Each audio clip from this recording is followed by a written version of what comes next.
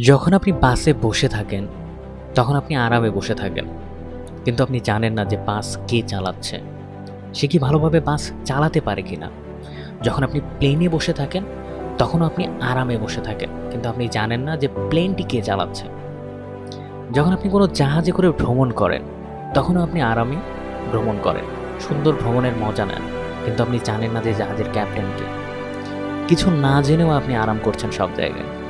তাহলে আপনি নিজেকে, নিজের জীবনকে কেন আরাম দিচ্ছেন না? যখন আপনি জানেন যে উপরওয়ালা সবকিছু দেখছেন, সবকিছু কন্ট্রোল করছেন, তারপরেও আপনি বলছেন, মন ভেঙে গেছে, ডিপ্রেশনে আছে, টাকা পয়সা ইনকাম করতে পারি না, টেনশনে আছে, সময় ভালো যাচ্ছে না, আমার কপাল খারাপ, আমার সাথেই সবসময় এমন হয়, প্রেমিকাও ছেড়ে চলে গেছে। আসলে এসব চিন্তা করে কোনো লাভ নেই, শুধু কষ্ট বাড়বে।